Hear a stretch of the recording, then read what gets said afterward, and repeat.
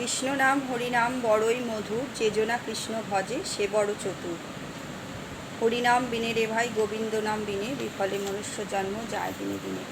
আমরা সনাতন ধর্মে যারা আছি, আমরা দিনান্তে একবার অন্তত কৃষ্ণ নাম করি। হরে কৃষ্ণ কৃষ্ণ কৃষ্ণ হরে হরে, হরে রাম রাম রাম হরে হরে।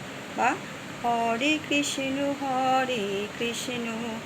কৃষ্ণ কৃষ্ণ হরে হরে, হরে রাম রাম রাম হরে হরে।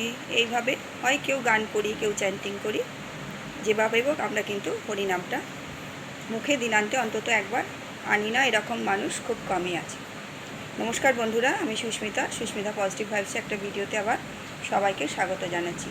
আজকে আমি তোমাদের বলবো, আমরা যে হরে কৃষ্ণ নাম করি, হরে কৃষ্ণ নাম, হরে কৃষ্ণ কৃষ্ণ কৃষ্ণ হরে হরে, হরে রাম রাম রাম হরে হরে।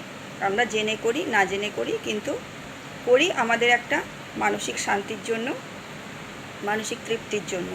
এটা কেন করি, সব কিছু কেন আমরা তার পায়ে সমর্পণ করি, কী বা অর্থ এই মানে আমি যেটুকু বুঝি, এ নিয়ে প্রচুর ব্যাখ্যা আছে, কিন্তু আমি যেটা ভেবে করি আমি তোমাদের সেইটাই বলছি। আমি যেটা সহজ ব্যাখ্যাটা, আমি যেটা জানি আমি তোমাদের সেইভাবে বলছি। আর আমার কাছে এই ব্যাখ্যাটাই কিন্তু ভালো লাগে বেশ। আচ্ছা, কৃষ্ণ কৃষ্ণ শব্দটার মধ্যে দুটো ওয়ার্ড আছে, কৃষ আর ন।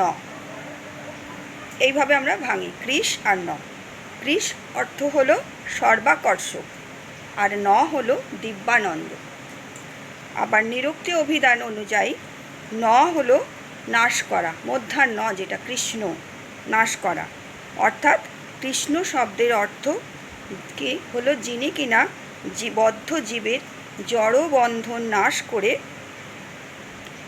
নিজের প্রতি তাদের আকর্ষণ করেন। কৃষ্ণ শব্দের অর্থ যিনি বদ্ধ জীবের জড় বন্ধন নাশ করে নিজের প্রতি তাদের আকর্ষণ করেন। আর রাম অর্থ হলো দিব্যানন্দ। আর তাহলে কৃষ্ণ হলো শব্দের অর্থ বললাম, আর রাম শব্দের অর্থ হলো পরমানন্দ। আর হরে হরে হরে হরে হরে হরে হরে কি শ্রীহরির সম্বোধন পদ হচ্ছে হরে। শ্রীহরিকে হরে বলে সম্বোধন করা হয়। শ্রীকৃষ্ণের অপর নাম যেহেতু শ্রীহরি, হরে এই একটা ব্যাখ্যা। আর একটা হচ্ছে অপরদিকে রাধারানীর আর এক নাম হলো হরা। এজন্য হরে শব্দের দ্বারা শ্রীহরি এবং শ্রীমতী দুজনকেই বোঝায়, রাধারানী এবং শ্রীকৃষ্ণ দুজনকেই বোঝায়। তাই হরে কৃষ্ণ মহামন্ত্র দ্বারা আমরা যে প্রার্থনা করি বা যে প্রার্থনা নির্দেশ করে, সেটা হলো, হে হরা বা রাধারানী, হে সর্বাকর্ষক শ্রীকৃষ্ণ, হে পরমানন্দ রাধারমণ শ্রীকৃষ্ণ, কৃপা করে আমাকে বা আমাদেরকে আপনাদের প্রেমময়ী সেবায় নিযুক্ত করুন। তাহলে হরে কৃষ্ণ মহামন্ত্র দ্বারা প্রার্থনা করে কি বলা হচ্ছে, হে হরা মানে রাধারানী বা সর্বাকর্ষক শ্রীকৃষ্ণ, হে পরমানন্দ রাধারমণ শ্রীকৃষ্ণ, কৃপা করে আমাকে বা আমাদেরকে আপনাদের প্রেমময়ী সেবায় নিযুক্ত করুন। এইভাবে কিন্তু আমার এই ব্যাখ্যাটা সবচেয়ে ভালো লাগে। বহু জায়গায় বহু ডিটেলস ব্যাখ্যা কঠিনভাবেও দেয়া আছে, প্রত্যেকটা শব্দ ভেঙে ভেঙে দেয়া আছে, কিন্তু আমার কাছে এই সহজ সরল এটাই আমার ভালো লাগে। আমি চাই সেটা তোমাদের সাথে শেয়ার করি।